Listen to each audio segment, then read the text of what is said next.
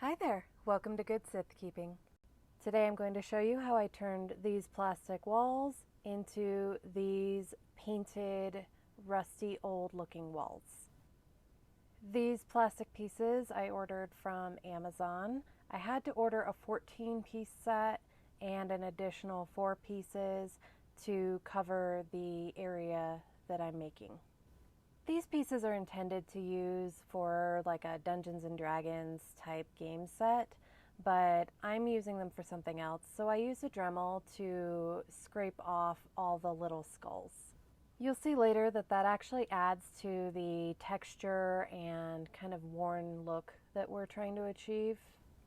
I also use the Dremel to wear down the tips of the top of this wrought iron to make it look super old.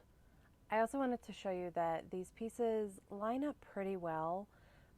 You can see that there's obviously a transition point there, but all the different pieces kind of will go together so that you can either have like this end of the wall where it just sort of trails off, or you can use the columns to make a corner. So 2 pieces will fit at a 90-degree here. I'm excited to see what it looks like when it's all done. Now to start, I am just going to paint all of these pieces black. This is just a plain craft acrylic black paint. I know some people that are really into modeling and doing miniatures would use specialty paints, but for this type of project, I don't feel like these pieces are going to get a lot of hands-on touch, so it wasn't really a big deal for me to just use acrylic paint and then I'll seal it with just a matte top coat. To me, I think that painting everything solid black first helps to give it that depth. To me, this is the easiest way to do a project like this. When you have a lot of pieces, you need to make them look pretty similar. These pieces are going to be very dark, so you'll see as we go forward why I feel like this technique works really well. You'll see other techniques where people will add like a wet wash, like a black wash, to get into the cracks and nooks and crevices, but to me I think that this is the better technique for this project. Now we get to the fun part. This spongy material is actually the packing material that my nail polish comes in. So I find it works well for adding texture. I like to cut them up into little finger-friendly sizes, and then I can just use the end to sort of dab on and layer colors. I'll just speed this part up for you. I'm just mixing a gray color, which will be kind of dark. You'll see that anything that's really light just really stands out over the black. So there's no need to even use any super light colors when you're working on the stones. In this one, I'm going to mix in a little bit of black to make this one darker, and you'll see throughout the video I kind of struggled to get just the right shades that I wanted. But once you get that shade, you'll get to alternate kind of lighter and darker and really give the stones a lot of depth. I'll also point out that doing this the way that I've done it, you end up with a lot of paint, and I didn't actually need that much paint for this project. There aren't a ton of pieces, and when you're sponging it on like this, you don't need a lot. Which brings me to my first point. When you're sponging, make sure you dab off a lot of the excess. You can see how thick this is on the sponge right now. So if I were to just dab it on, you can see it just sort of globs. You want to try and tap it off a little bit, and you're not trying to cover every part of the piece. You want to just really make it kind of scattered all over, really random. And if you're wondering why I'm doing the top, the wrought iron, I'll show you later that it does make quite a bit of difference when you're applying lighter colors later. If you try to apply a different shade, so something that's not gray or blue, over just black, it'll be really dark.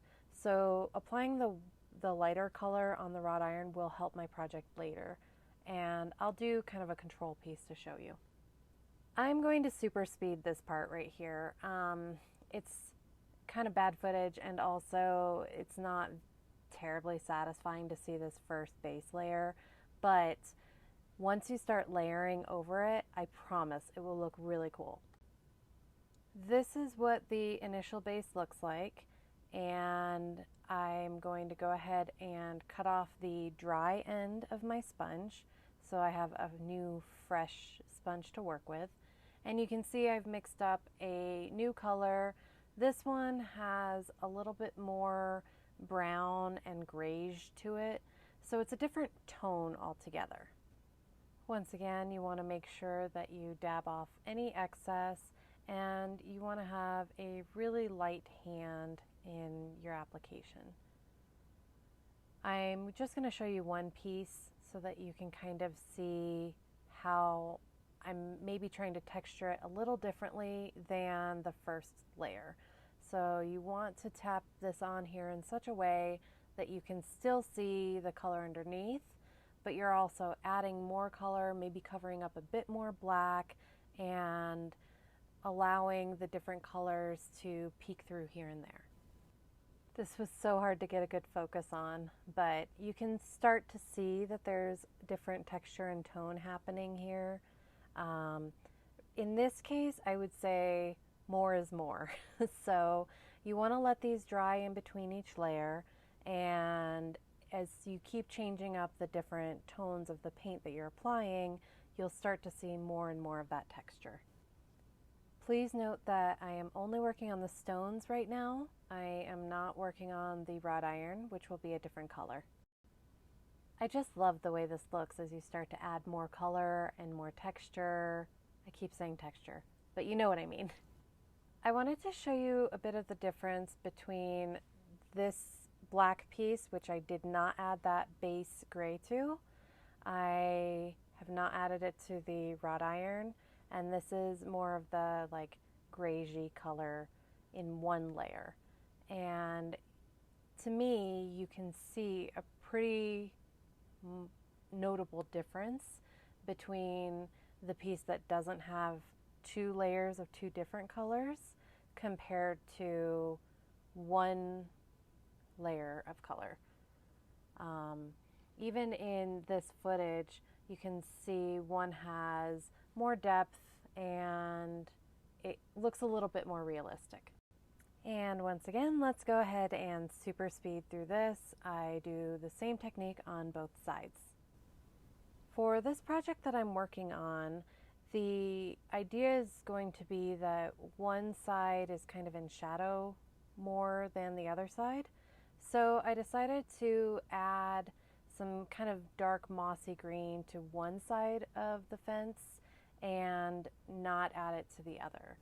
I'm not applying the green all over the stone, just kind of in the lower areas.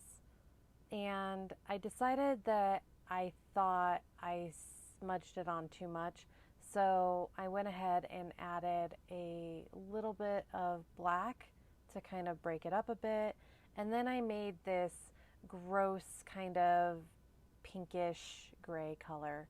So again, you really can't mess this up. Just make completely different colors or different families of colors and just keep dabbing it on in random ways, and it will just keep adding more and more of that look of real stone. Now that we have a few layers on, you can really see that maybe some of the spots are a bit too heavy-handed. Maybe it could use a little bit more texture. I really like the green on this side, but maybe some of these areas along the top are too solid, like they just look like solid paint. So this is where I went ahead and mixed up a darker color, and once everything's dry, you can just keep layering and layering, and it only adds to the effect and will help your project. Another trick for getting kind of more organic texture is to cut up your sponge in different ways. So instead of having that flat, square shaped surface, you can cut off the corners and have really textured sponge, and that will also give you different and unique appearance when you're dabbing it onto your stone.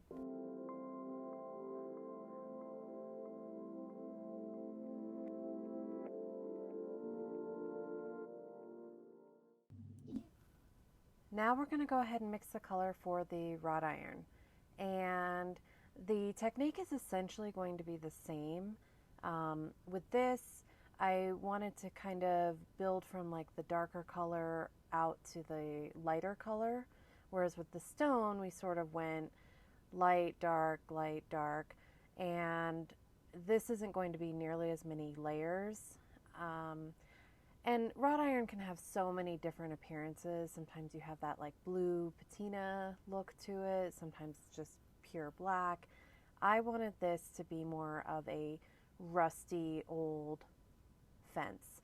So this first color that I'm mixing is going to be like a dark drab brownish red, not quite a brick color. And another thing you'll notice when we're doing this is that the color that it dries to is a bit different and sometimes a bit darker than what you're seeing in the mixed paint. For this layer, you can do a lot more full coverage than you did with the stone. You don't really want this lighter color to peek through very much, but you'll see that the light color actually helps this brownish color stand out a bit more. So I still think that it was a good idea to add the white color to the wrought iron piece. And then when you get to this point, you want just a little bit of black peeking through, and you're going to just keep building on top of this. Here's where you can see the difference. The one on top didn't have that white base, and the one on the bottom did. And you can see that that brown really stands out a lot better here. I'm not too worried about these lighter pieces still showing right now, because just like with the stone, we're going to go through and we're going to keep layering colors on top of it. So all the different colors will have different depths to them. Some will be, you'll see that the same color can be darker in places and lighter in places, just depending on whether or not it has the white or the black or the brown underneath it. So it's really a great technique, and I love just layering all these different colors on top of each other. I just happen to have a set of metallic paints, and I wanted to see if that would really show up on this project. So I kind of used a like coppery bronze color and a red metallic, and this I used a lot more sparingly than the brownish color. This I just sort of dabbed onto some highlights, tried to cover up any remaining of that light color that there was, and let that dry before I started the next layer. It turned out that mixing up these finishes, the metallic and the flat, really made this project pop. So I recommend it for your metals, and it kind of gave it a cool effect. Now this bright orangey color, I used even less than I used the metallic reddish color. I just used it on the tips and the edges that would kind of be more exposed to sun if this were a reel. At a certain point, enough is enough. I feel like I didn't really need to add much more, and I'm really pleased with how this turned out.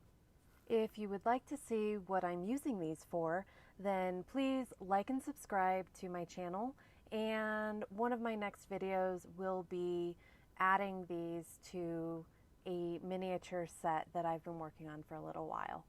Thank you for watching, and I hope you'll tune in for the next video.